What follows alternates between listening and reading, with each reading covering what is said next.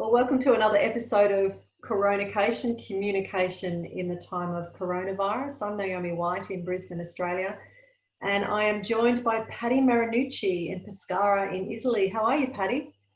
Hi Naomi, I'm good, thanks. How are you doing? Very well, thanks. I've never been to Pescara. I've been to Italy, but I understand it is directly east of Rome on the Adriatic Sea, right opposite Croatia. It sounds amazing. It's a very nice place actually. We're on the beach and I'll wait for you. Thank you. I look forward to Hopefully, joining you. hopefully soon. Hopefully soon. Who knows when the travel restrictions will be lifted. Yeah. Patty, tell me a little bit about yourself. Oh well, I am a mother, a single mother, and I like living where I live, even though I work abroad. Lately, I've been traveling to the Middle East to teach seminars and workshops about well-being and happiness. I'm also an energy healer. That's not the only thing I do, but that's my main activity at the moment. Right now, I'm focusing on future classes. So that's what I'm doing now. I'm not working with other people, but I'm focusing on future classes and writing them down, planning and stuff like this. And another thing that I'm doing is actually trying to figure out what's going to happen and what I want for my future, for my daughter's future, for humanity. And a lot of time I spend meditating on it. That's what I do. And have you come up with any answers? Well, lots of ups and downs. I'm not going to say that it's all good, even though I know that it's all good, because sometimes I just indulge in some thoughts that are not positive. I think that we are all perceiving that something is changing at a global level, and I'm talking about society and politics.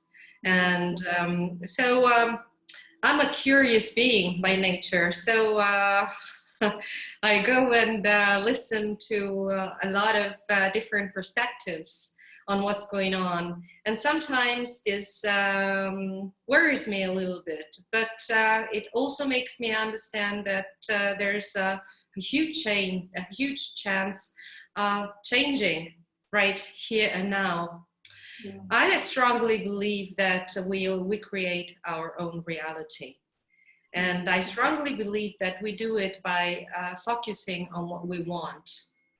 And understanding what we want, we need to feel a kind of a contrast. I mean, we need to know what we don't like. Yeah. And that's what's happening now. I'm sure that the majority of us is understanding that we don't like what's going on, and we're valuing a lot more our freedom of expressing ourselves, our freedom of moving freely, our freedom of loving and hugging each other, our ability to be one with every other human being. That's what we've been deprived recently. And of course,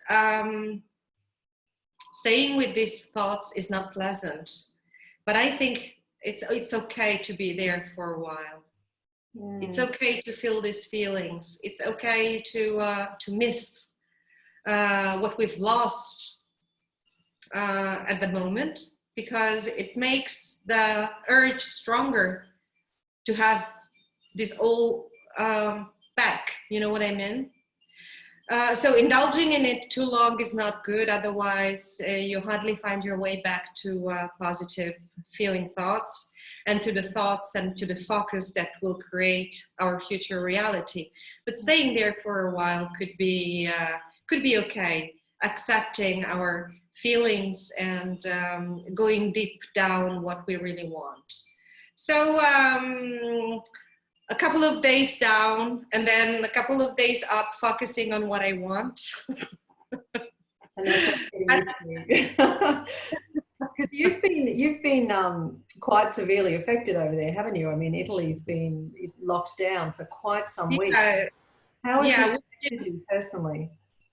Well, as you know, the northern part of Italy has most severely been affected by it, not the center or the south. As a matter of fact, I think that we haven't had new cases of contagion in the last 2 or 3 days. Oh, great. Yeah, here in Pescara, I mean. Ah, okay. I'm not aware about the rest of Italy, about the north, but it seems to me that the contagion cases are going drastically down, and healed people are increasing. So I've heard they've also found here in Italy a therapy that's helping a lot of people. I don't know whether it's true or is a fake, but I read an article written by doctors, and they found out through autopsies that people that died from coronavirus, let's say, had a lot of thrombosis in their body and their lungs. So giving people heparin, or I don't know how you call it in English, the heparin is the medicine that doesn't allow the blood to coagulate. Yes, so the throm is a blood clot, isn't it? So I think that's like, yeah, blood thinning medication. Is that right? I saw that. To make the blood liquid, more Yeah. liquid. That helps a lot. So they've started treating people with that with good results. That's what I've heard. And they're also using this medicines for arthritis. That's quite effective. They've been using it for a while. So there's a lot of people that's healing. I think that concerning to the virus, everything is going how it should go, and we're getting out of the so-called first wave. Even though, but the problem here is not the virus and the disease itself, but the very strict measures that they're imposing on us. They've been even stricter during Easter. As a matter of fact, supermarkets were closed, everything was closed, and no one was allowed out, nowhere. And drones were flying, helicopters, you could only hear helicopters flying. Oh, wow. And I've heard that a lot of fines have been issued during these 2 Easter days of holidays. And there's more and more concern about these restrictions, because our intellectuals, our intelligentsia, I would say, is very worried about what they're doing. They're trying to limit free expression of thoughts and opinions in every field.